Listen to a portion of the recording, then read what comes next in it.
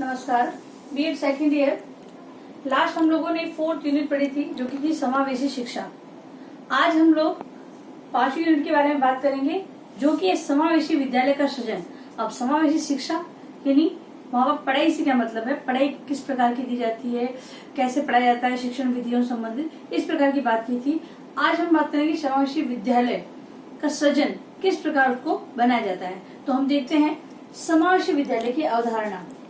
तो समावेशी विद्यालय के अंदर होता क्या है कि ऐसे विद्यालय जिनका निर्माण सामान्य और विशिष्ट बालकों को ध्यान में रखकर किया जाता है वो समावेशी विद्यालय कहलाते हैं। यहाँ पर सामान्य और विशिष्ट विद्यार्थी दोनों साथ में समान रूप से जो शिक्षा लेते हैं वो समावेशी विद्यालय कहलाता है।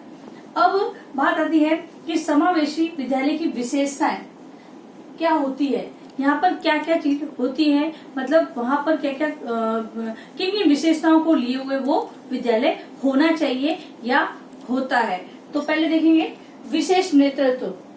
अब बात विद्यालय की आ रही है तो विद्यालय के अंतर्गत शिक्षक होते हैं, विद्यार्थी होते हैं और फिर प्रशासन होता है। तो ये सभी अपना अपना नेतृत्व रखते हैं कि सभी को अपने उनके अंदर विशेष गुण होता है नेतृत्व का, कि वे अपने जो संस्थान है उसकी भलाई को लेकर ये हमेशा नेतृत्वशीलता करते हैं। मतलब कि हमेशा कहीं भी कुछ भी किसी प्रकार का हो तो एक संगठन को बनाकर उसमें नेतृत्वशीलता का भाव रखते हैं। अगर शिक्षक की बात की जाए तो वो कक्ष में सभी बच्चों पे अपना नेतृत्व रखता है, नियंत्रण रखता है। फिर अगर प्रशासन की बात करें तो जो प्रधानाध्यापक है वो सारी कक्षाओं, सारे अध्यापकों, विद्यार्थियों सभी पर अपना नेतृत्व रखते हैं। अगर हम चौकीदार या गेटमैन की करते हैं तो वो भी अपने अनुसार ही किसी को आने जाने की व्यवस्था देखता है और उसको जो नियम है उसी के हिसाब से वो चलता है, वो भी नेतृत्वशीलता करता है। तो ये होती है विशेष नेतृत्व जो कि विद्यालय को ध्यान में रखकर, उसकी भलाई को ध्यान में रखकर की जाती है, ये विशेषता होती है। फिर बात है प्रजातांत्रिक व्यवस्था। अब प्रजातांत्रिक व्यवस्था के अंतर्गत यानी कि जो प्रजा है उसको कैसे अधिकार है, सभी को समान अधिकार है। तो ऐसी व्यवस्था जिसके सहयोग से कक्ष में या विद्यालय में ऐसी व्यवस्था का होना जिससे सामान्य और विशिष्ट बालक को समान अधिकार मिले, समान अवसर प्राप्त हो, इस प्रकार की व्यवस्था प्रजातांत्रिक व्यवस्था कहलाती है। और समावेशी विद्यालय में ऐसी व्यवस्था होती या होनी चाहिए। फिर बात आती है सहयोगी संस्कृति। अब सहयोगी संस्कृति हमारी संस्कृति का नियम कहो या फिर शुरू से चली आ रही है ये संस्कृति है कि सहयोग की भावना रखते हैं। हम आपस में क्या करते हैं, सहयोग की भावना रखते हैं, सभी को भाई बहन आपस में मानते हैं या वसुधैव कुटुंबकम के मार्ग को अपनाते हैं। तो इस प्रकार की भावना लिए हुए हैं। तो वहां पर भी जो समावेशी विद्यालय है वहां पर भी हमें अपनी संस्कृति की झलक बतानी है और सहयोग की भावना से हर कार्य को करना है। शिक्षा हो, शैक्षिक गतिविधि हो, कोई भी कार्य हो तो सहयोग की भावना से करना चाहिए। तो ये विशेषता है। फिर बात आती है उपयोगी पाठ्यक्रम। अब जो विद्यालय का जो पाठ्यक्रम बनाया गया है तो सामान्य और विशिष्ट बालक यहाँ पर अध्ययन कर रहे हैं तो दोनों को ध्यान में रखकर बनाया जाता है। तो ये पाठ्यक्रम उनके लिए उपयोगी होना चाहिए, क्योंकि अगर वो उपयोगी नहीं हुआ तो कोई बच्चा भी इस पाठ्यक्रम से जुड़ेगा नहीं। तो जो समावेशी विद्यालय का पाठ्यक्रम कैसा होता है, उपयोगी होता है, जो आगे जाकर दोनों को, सामान्य और विशिष्ट बालक दोनों को ही व्यवसाय से जोड़ने का कार्य करता है। फिर बात आती है उत्तरदायी अनुदेशन। अब उत्तरदायी अनुदेशन मतलब कि जो शिक्षण कार्य कराया जा रहा है, जो अधिगम को उच्च स्तर प्रदान करता है या उच्च अधिगम बनाता है, तो वो जो अनुदेशन कार्य, जो शिक्षण का कार्य करवाया जा रहा है तो वो कैसा होना चाहिए, एक जिम्मेदारी स्वरूप होना चाहिए कि जो करवाया जा रहा है उससे बच्चे का अधिगम अच्छा हो। तो समावेशी विद्यालय के अंदर भी यही होता है कि जो अधिगम कार्य करवाया जाता है, शिक्षण कार्य करवाया जाता है, वो क्या होता है, एक उत्तरदायी होता है, जवाबदेही होता है। मतलब कि शिक्षण के बाद हमें व्यवहारिक स्वरूप, अगर व्यवहारिक ज्ञान अगर मान लो कोई टॉपिक है, पढ़ाया है तो हमें उस बालक ने उसको व्यवहार में लिया है या नहीं लिया है उसका मूल्यांकन से पता चलता है।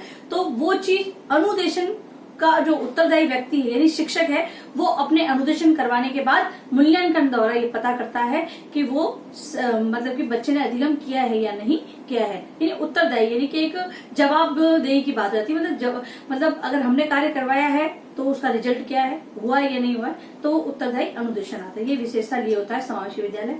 अब बात आती है समावेशी विद्यालय के आधार एवं सिद्धांत।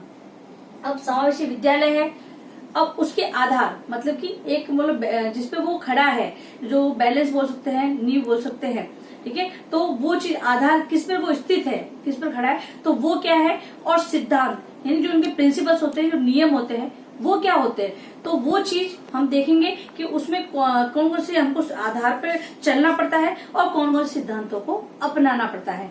तो देखेंगे कि समावेशी शिक्षा का समर्थन। अब जो आधार है, यदि अगर हम देख लें, अगर समर्थन ही नहीं करेंगे, समावेशी शिक्षा मतलब सामान्य बालक और विशिष्ट बालक दोनों साथ में पढ़ रहे हैं, यदि हम उन बच्चों को पढ़ने की बात लें और यदि हम समर्थन नहीं कर रहे हैं, ठीक है, आधार क्या है, समर्थन, और सिद्धांत भी क्या है, समर्थन होना चाहिए। इस शिक्षा का क्या होना चाहिए, समर्थन होना चाहिए। अगर कोई व्यक्ति समर्थन नहीं कर रहा है, या अभिभावक की बात लो, शिक्षक की बात लो, विद्यार्थी की बात लो या प्रशासन की बात लो, अगर समर्थन की यहाँ बात आती है, अगर यदि समर्थन नहीं होगा तो वो आधार ही डगमगा जाएगा और वो नियम है वो भी फॉलो नहीं होंगे। इसलिए क्या होता है कि जो आधार और सिद्धांत क्या है, समर्थन होना चाहिए। इस विद्यालय के लिए क्या होना चाहिए, समर्थन का भाव होना चाहिए। फिर है समावेशी अभ्यास का सिद्धांत। अब समावेशी अभ्यास का सिद्धांत, अब वहां पर जो शिक्षण कार्य करवाया जा रहा है, ठीक है, एक बार करवाया नहीं आया, दोबारा प्रयास करा, यानी अभ्यास, ठीक है, अभ्यास यानी बार बार करवाना किसी कार्य को, अगर समझ में नहीं आता तो दोबारा करवाना या फिर उससे संबंध और भी कार्य करवाकर उसको सरल रूप प्रदान करना। अभ्यास तो इसी को कहते हैं हम कि एक बार हमको सिखा दिया गया, फिर दोबारा हमने उस कार्य को करने की कोशिश की, वो अभ्यास कहलाता है। तो यानी कि जो आधार है वो अभ्यास है। यदि अगर इस शिक्षा में अगर अभ्यास को नहीं अपनाया जाएगा तो इसका जो आधार है वो डगमगा जाएगा या फिर आधार ही ये शिक्षा आगे नहीं बढ़ पाएगी, ठीक है। तो समावेशी विद्यालय में क्या होना चाहिए, अभ्यास के सिद्धांत को अपनाना चाहिए।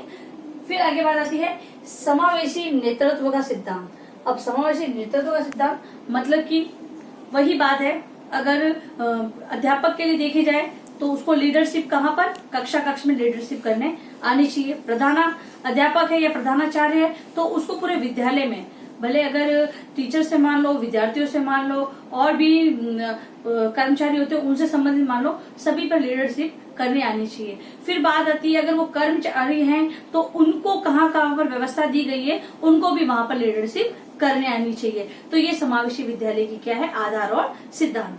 फिर बात आती है सार्वभौमिक प्रवेश का सिद्धांत। अब सार्वभौमिक यानी सभी के लिए प्रवेश का सिद्धांत। जब बात ही समावेशी विद्यालय की हो गई है तो आप किसी को भी मना नहीं कर सकते प्रवेश के लिए, तो सभी को प्रवेश वहां पर अनिवार्य रूप से दिया जाना चाहिए। तो इस सिद्धांत को भी अपनाना पड़ेगा। फिर बात आती है सहभागिता का सिद्धांत।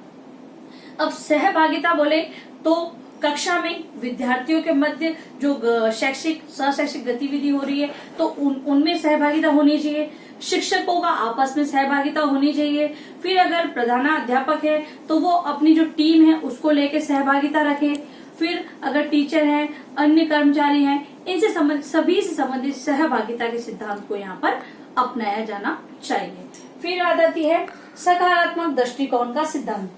अब समावेशी विद्यालय, अब विद्यालय की बात तो वही हम बात लेंगे कि जो सभी लोग हैं वहां पर कार्यरत हैं, जो शिक्षा ले रहे हैं और शिक्षा दे रहे हैं या अन्य कार्यों का समर्थन कर रहे हैं या साथ दे रहे हैं या उस कार्य को कर रहे हैं, तो सभी का दृष्टिकोण क्या होना चाहिए, सकारात्मक होना चाहिए। कोई भी नेगेटिव पॉइंट को लेकर चर्चा ना करे। सभी कार्य भी यह होना चाहिए, आज नहीं हुआ तो कल हो जाएगा, यानी विकास इसी प्रकार विकास होगा। तो इस भावना को रखे हुए होंगे तो समावेशी विद्यालय का सृजन होना संभव है। फिर बात आती है विविधता में एकता का सिद्धांत। अब विविधता में एकता का सिद्धांत मतलब कि सभी जो भी कार्य है तो वहां पर क्या है, मतलब सपोज हमने पहले भी इस बारे में चर्चा की थी कि भाई जब हम देखेंगे अगर कोई शैक्षिक गतिविधि का आयोजन किया, कोई प्रतियोगिता का आयोजन करा, तो भाई अगर सामान्य बालक है तो मान लो उसको 1 घंटे में वो कार्य कर रहा है, लेकिन विशिष्ट बालक है वो 2 घंटे में कर रहा है। तो हमें क्या दोनों का बैलेंस बनाकर चलना होता है। तो अब हम ऐसे भी नहीं कर सकते कि सामान्य बालक 1 घंटे में कर रहा है तो विशिष्ट बालक को भी आपको 1 घंटे में करना है, तो हम उसको 1.5 घंटे या फिर कुछ और समय देकर उस कार्य को संपन्न करवा सकते हैं। तो इस प्रकार जो विविधता है, विविध प्रकार के बालक है, उनमें हमें एक रूपता लानी है और एक प्रकार से उनको सारे कार्य करवाने हैं। तो विविधता में एकता के सिद्धांत को यहाँ पर अपनाना पड़ेगा। फिर बात आती है अनवरत विकास का सिद्धांत। अनवरत विकास का सिद्धांत, तो विकास विद्यालय के भौतिक संसाधनों से संबंधित समझ लो, शिक्षा से संबंधित समझ लो, सहशैक्षिक गतिविधियों से समझ लो, किसी से भी ले लो, तो हर क्षेत्र में अनवरत यानी बिना रुके चलने वाला सिद्धांत अपनाना है या उसी आधार को लेकर हमें आगे बढ़ना है। तो ये थे आधार और सिद्धांत। अब लेते हैं हम लोग गृह कार्य प्रश्न। समावेशी विद्यालय की विशेषता बताते हुए इसके आधार एवं सिद्धांत के बारे में विवरण प्रस्तुत कीजिए। और आप लोगों से निवेदन है कि आप लोग जब भी घर से बाहर जाए तो मास्क का प्रयोग करें या अपने फेस को अच्छे से कवर करके जाए। यदि आप बाहर जा रहे हैं तो आपस में कम से कम 6 फीट की दूरी बनाए रखें। यदि आप सार्वजनिक स्थलों पर कहीं भी जा रहे हैं तो आप अपने हाथों को अच्छे से साबुन से धोएं या फिर उसको सैनिटाइज करें। सुरक्षित रहें और सभी का ध्यान रखें। धन्यवाद।